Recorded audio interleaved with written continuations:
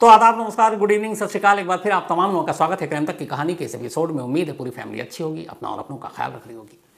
आज की कहानी सुनाओ उस फिल्म एक्ट्रेस की जो पिछले 3 महीनों में 27 यानी कि 27 बार इंटरनेशनल फ्लाइट पकड़ती है और उस दुबई में जाती है जिस दुबई में ना उसका कोई बिजनेस है, ना वहाँ कोई उसकी रिलेटिव रहते हैं, ना दोस्त है, ना फैमिली है। और बार बार इंटरनेशनल ट्रैवल करने पर कैसे शक होता है और फिर कैसे एक राज फाश होता है, कैसे एक डीजीपी यानी डायरेक्टर जनरल ऑफ पुलिस, जिसे आप कह सकते हैं कि स्टेट का सबसे बड़ा टॉप बॉस पुलिस का, उनकी बेटी, और फिर कैसे उन डीजीपी साहब का भी एक अतीत है, एक पुरानी कहानी है। तो वो सारी कहानी आप तक लाऊं उससे पहले एक बड़ी इंटरेस्टिंग कहानी अचानक सामने आई है, वो आपको बताता हूँ। हुआ ये कि लास्ट वीक दिल्ली के पड़ोस में गाजियाबाद है, अच्छा खासा बड़ा शहर है। तो गाजियाबाद के एसएसपी यानी सीनियर सुपरिंटेंडेंट पुलिस के दफ्तर में एक लेटर आता है। ये लेटर सल्तनत ऑफ ओमान, ओमान जो एक खाड़ी में देश है गल्फ में, वहाँ से था। और वो यहाँ जो न्यू दिल्ली में एम्बेसी है वहाँ से आया। उस लेटर में ये लिखा था कि सल्तनत ऑफ ओमान के नई दिल्ली में high commissioner mister KS. Rana ये एक प्राइवेट विजिट पर गाजियाबाद आएंगे, तो प्रोटोकॉल के तहत इनको सिक्योरिटी और वीआईपी ट्रीटमेंट दिया जाए। आमतौर पर जब किसी भी देश के हाई कमिश्नर या एम्बेसडर कहीं जाते हैं तो बाकायदा उनके लिए रेड कारपेट बिछा होता है, वहाँ की पुलिस उनको फॉलो करती है, प्रोटेक्शन देती है, सिक्योरिटी देती है। तो ऐसा बहुत होता है अक्सर, और दिल्ली के आसपास में है गाजियाबाद और ऐसे जितने भी, तो बहुत सारे बार बार आते हैं इस तरह के लेटर। पुलिस वाले उन्हें सिक्योरिटी भी दे देते हैं। दिल्ली की बॉर्डर जैसी ख़त्म होती है, गाजियाबाद की सीमा शुरू होती है, वहाँ से फिर उनके पुलिस वालों का काफिला उनके साथ लग जाता है और जहाँ भी जाना होता है वो उनके साथ साथ रहते हैं। तो क्या होता है, उससे थोड़ा भौकाल होता है। आगे पीछे गाड़ियाँ चल रही हैं, बीच में आप बैठे हुए हैं, तो जो गुजर रहे हैं लोग भी देख के समझ रहे हैं कोई वीवीआईपी जा रहा है। तो इनका भी लेटर आया। लेटर के बाद जो बाकी के पुलिस अफसर से उन्होंने कहा ठीक है, ये टाइम है, ये डेट है, तो इनको भी हम सिक्योरिटी देते हैं, इनका ध्यान रखेंगे। अब चूँकि एक देश की एम्बेसी का मामला था, हाई कमिश्नर के, तो टॉप बॉस तक भी ये बात जानी थी। तो एसएसपी साहब तक भी वो लेटर भेजा गया कि साहब ऐसे ऐसे आ रहे हैं हाई कमिश्नर साहब। अब एसएसपी साहब एक आईपीएस अफसर हैं। इंडिया का जो सबसे टफेस्ट एग्ज़ाम होता है यूपीएससी, सिविल सर्विसेज एग्ज़ाम, जो पास करते हैं वही आईएएस या आईपीएस बनते हैं, या आईआरएस बनते हैं, या आईएफएस बनते हैं। तो उन्होंने भी आईपीएस क्लियर कर रखा है, अच्छी खासी उनको भी जानकारी है। उन्होंने वो लेटर पढ़ा, लेटर पढ़ने के बाद रखा, फिर अचानक कुछ याद आया, उन्होंने दोबारा लेटर पढ़ा। जब दोबारा लेटर पढ़ा तो सिर्फ 2 चीज़ों पर उनकी नज़र गई, और इन 2 चीज़ों के बाद उन्होंने फ़ौरन अपने जूनियर को फ़ोन किया और बुलाया और कहा कि ये जो हाई कमिश्नर साहब आ रहे हैं इनके पास आप ही जाओ, और जब ये आ जाए तो इनको लेकर आओ। उन्होंने कहा ठीक है, पर समझ में नहीं आया क्या बात है भाई। अब तय वक्त पर हाई कमिश्नर साहब दिल्ली से ओमान के जो है मिस्टर के.एस. राणा गाज़ियाबाद पहुंचते हैं। गाज़ियाबाद की सरहद में दाखिल होते ही उनको प्रोटोकॉल के तहत आगे पीछे पुलिस की गाड़ी, लेकिन गाड़ी उन्हें उनकी मंजिल पर ले जाने की बजाय जहाँ जाने के लिए वो आए थे, जो लेटर आया था, सीधे एसएसपी साहब के दफ्तर ले जाया जाता है। पहले उन्हें लगा कि ये कुछ ज़्यादा ही खातिरदारी कर रहे हैं, मेहमान नवाजी, कि पुलिस के कप्तान भी मिलना चाहते हैं। अभी तक उन्हें हवा भी नहीं कि क्या होने वाला है। अब वो वहाँ पहुँचे, एसएसपी साहब के कमरे में बाकायदा इज्जत से उनको बिठाया गया। बिठाने के बाद अब उनसे पूछा गया, जी हाई कमिश्नर साहब, तो आपका कैसे आना हुआ? तो उन्होंने कहा मैं एक प्राइवेट विजिट पे आया हूँ, यहाँ एक जगह का नाम बताया, वहाँ जाना है, कुछ जानने वाले रहते हैं। इसके बाद उनसे सवाल जवाब शुरू हुआ। थोड़ी देर के बाद हाई कमिश्नर साहब के पसीने छूट गए, और अगले कुछ मिनटों के बाद जो अपनी मर्सिडीज़ में वहाँ पहुँचे थे, आगे पीछे पुलिस वालों की गाड़ियाँ थीं, वही पुलिस वाले अब उनका हाथ पकड़कर हवालात की तरफ ले जा रहे थे। इसके बाद फिर उन्हें कोर्ट में पेश किया गया और अब वो जेल में। तो साहब ये हाई कमिश्नर थे कौन, और वो क्या ऐसी 2 चीज़ थी उस लेटर में जो एक एसएसपी साहब ने पकड़ लिया और सच्चाई सामने आ गई। तो हुआ ये कि जब वो लेटर आया कि इनको प्रोटोकॉल के तहत सिक्योरिटी दी जाए क्योंकि गाज़ियाबाद आ रहे हैं, ओमान के हाई कमिश्नर हैं, तो एसएसपी साहब ने जब लेटर पढ़ा तो पहले तो सरसरी पढ़ा, फिर अचानक आया सल्तनत ऑफ ओमान के हाई कमिश्नर, बाकायदा एम्बेसी के लेटर हेड पे वो लेटर था। तो एसएसपी साहब को याद आया जो उन्होंने पढ़ाई लिखाई की थी। अच्छा, ये मुझे लगता है सारे लोगों को पता भी नहीं होता कि हाई कमिश्नर और एम्बेसडर में क्या फ़र्क है। खैर, ये कहानी आपको ये जानकारी भी दे जाएगी। तो उन्होंने लेटर पढ़ा तो वो बड़े, उनको लगा कि ये क्या है, ओमान के हाई कमिश्नर कैसे हो सकते हैं? ओमान का तो एम्बेसडर होता है, ये हाई कमिश्नर क्यों लिखा हुआ? अब ऐसा कैसे भाई? तो होता ही है कि अंग्रेज़ों ने हम पे भी हुकूमत की, और अंग्रेज़ों ने पता नहीं कितनी, कहते हैं कि अंग्रेज़ों के एक दौर में ऐसी हुकूमत थी कि अंग्रेज़ों के दौर में कभी सूरज डूबता ही नहीं था। इतने देशों पे उन्होंने कब्जा कर रखा था, इतने देशों को गुलाम बना रखा। धीरे धीरे सारे देश आज़ाद हो गए, उसमें हम लोग भी हैं। तो जो जो देश अंग्रेज़ों के ग़ुलाम रहे, जिन पर अंग्रेज़ों ने हुकूमत की, बाद में वो बेशक आज़ाद हो गए, उनको हम कॉमनवेल्थ कंट्री कहते हैं। कॉमनवेल्थ, आपको एक कॉमनवेल्थ गेम भी होगा, आपको बताया। तो कॉमनवेल्थ गेम में सिर्फ वही देश हिस्सा लेते हैं जो कभी हम अंग्रेज़ों के मातहत थे, जिन पर अंग्रेज़ों ने राज किया। इसलिए कॉमनवेल्थ गेम में वो देश नहीं है जो कभी ग़ुलाम रहे हों अमेरिका को, अंग्रेज़ों के। तो जो भी कॉमनवेल्थ कंट्री है, यानी जो अंग्रेज़ों के ग़ुलाम रहे हैं और बाद में आज़ाद हुए, उन देशों के जो एम्बेसी के हेड होते हैं, उनको जो कहा जाता है वो है हाई कमिश्नर। और जो लोग अंग्रेज़ हुकूमत के तहत कभी नहीं रहे और उनके ग़ुलाम नहीं रहे, उनको कहा जाता है एम्बेसडर।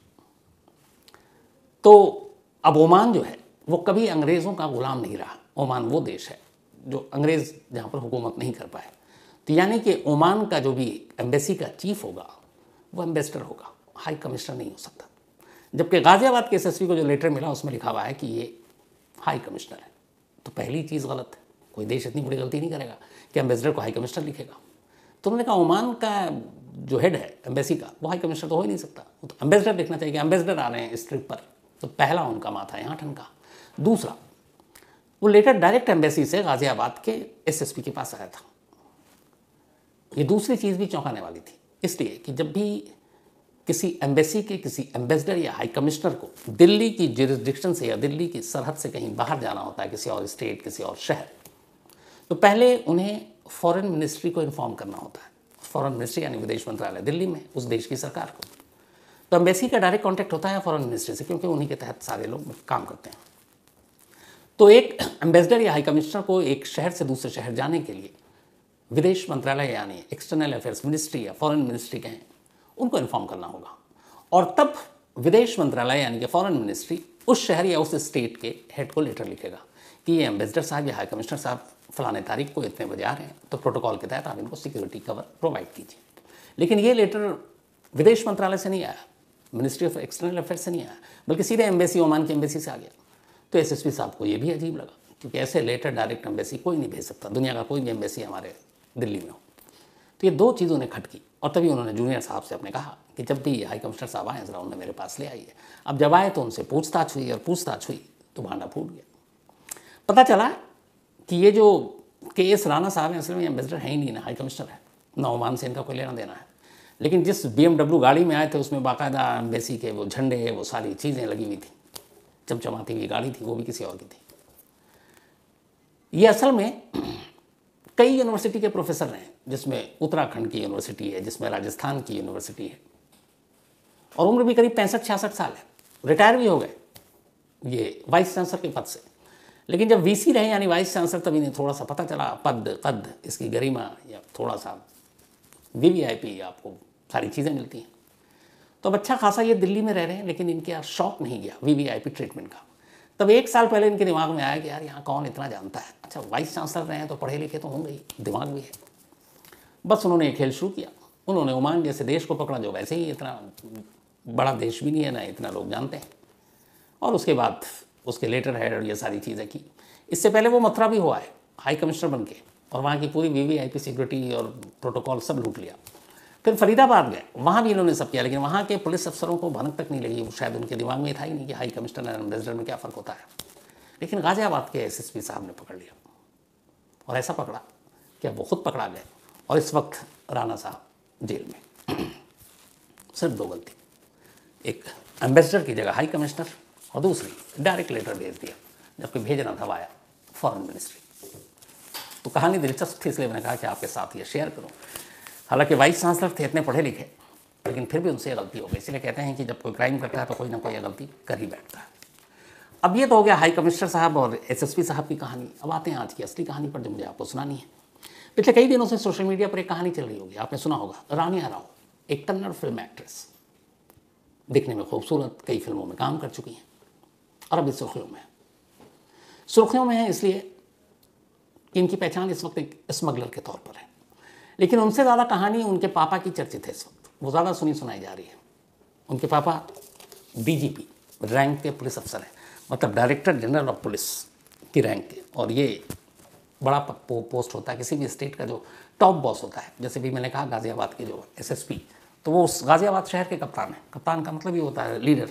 तो उसी तरीके से एक पूरे स्टेट, जैसे गाज़ियाबाद है तो पूरे स्टेट, यूपी की बात करें तो वहाँ डीजीपी होते हैं, जो भी प्रशांत कुमार जी हैं, जिनकी मूछें हैं बहुत फेमस हैं।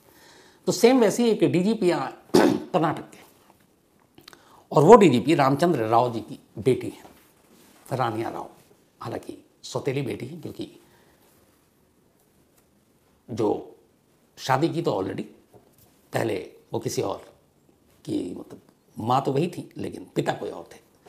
तो डीजीपी साहब की सौतेली बेटी रानिया राव। लेकिन परवरिश सब कुछ ठीक ठाक हुआ, इन्होंने पढ़ाई की, इंजीनियरिंग की पढ़ाई की, फिर तकदीर ने साथ दिया, फिल्मों में काम किया और अच्छी खासी फिल्मों में काम किया।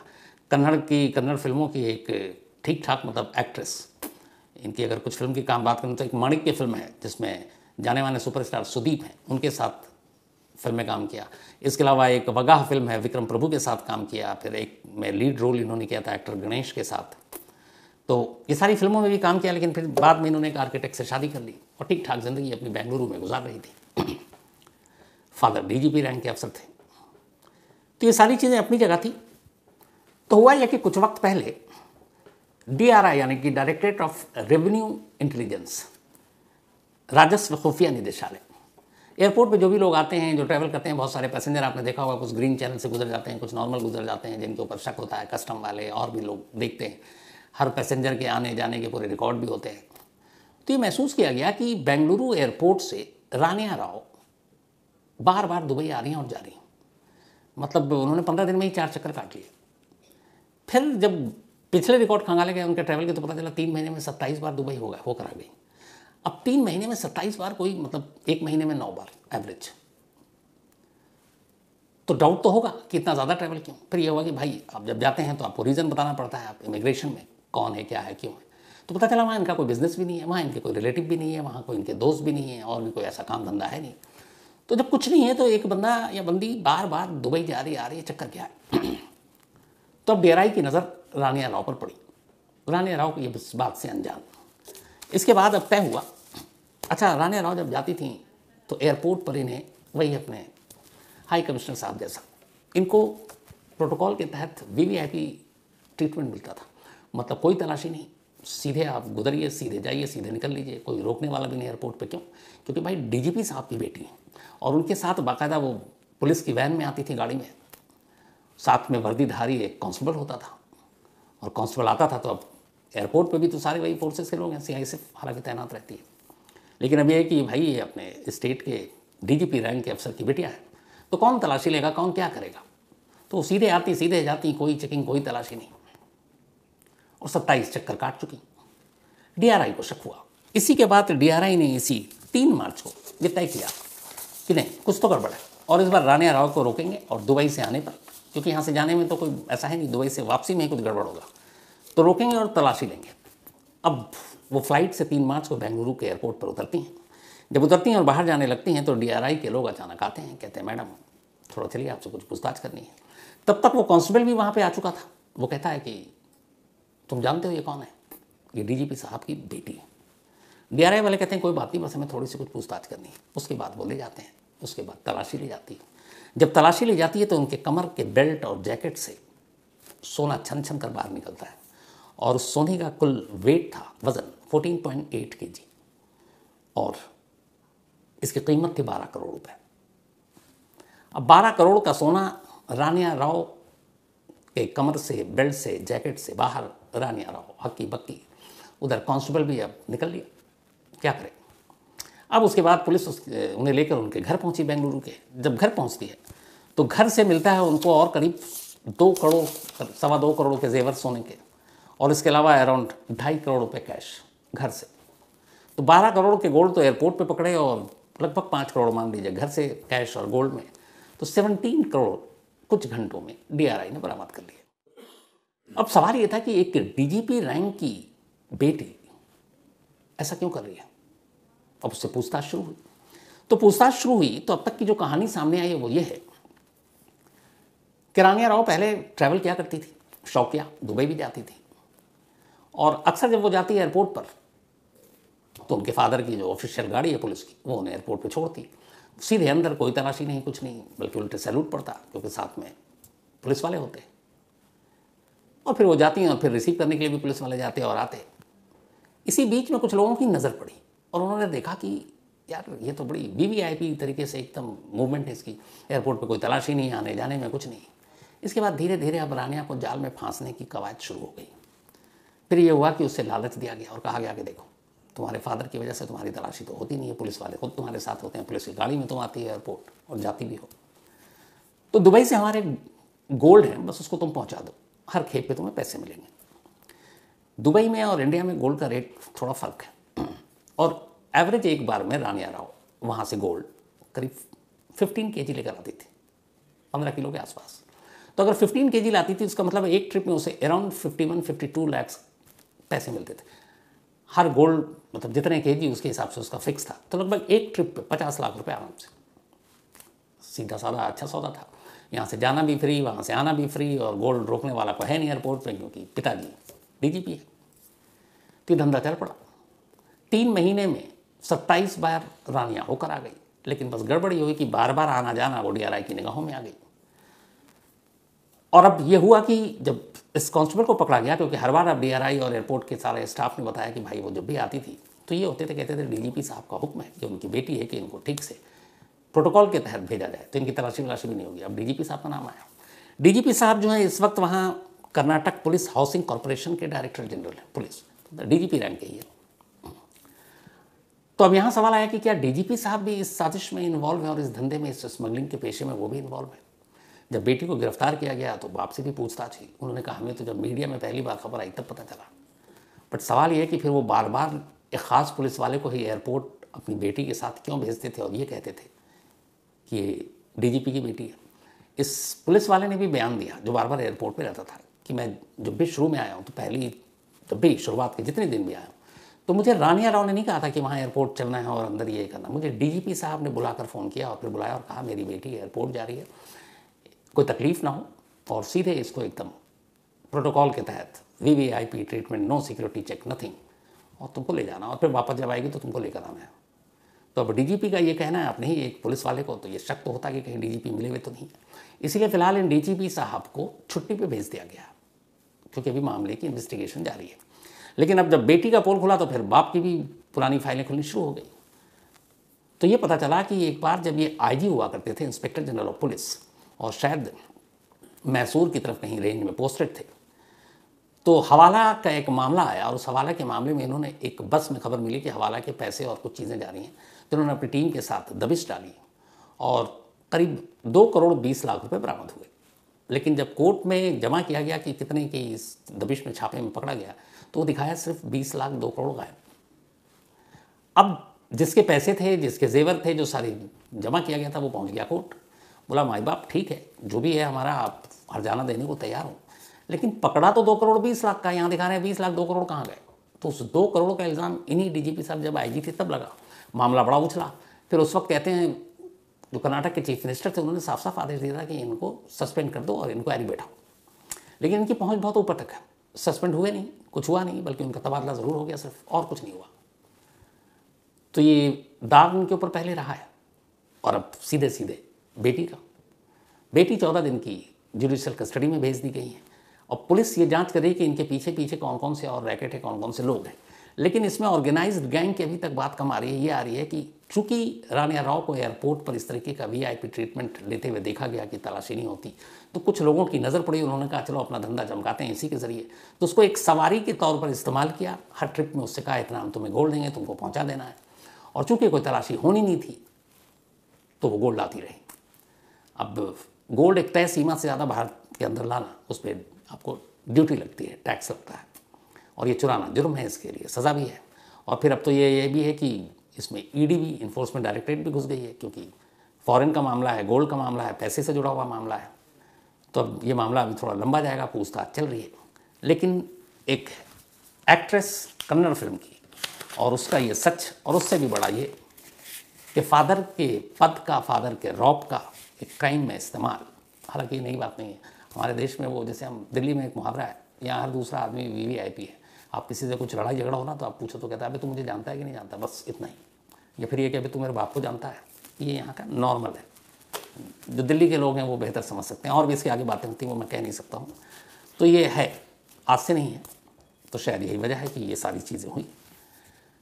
तो खैर आज की कहानी में इतना ही। अब आपसे मुलाकात होगी कल रात 9 बजे किसी नई कहानी के साथ। तब तक अपना और अपनों का ख्याल रखिएगा। Thank you very much.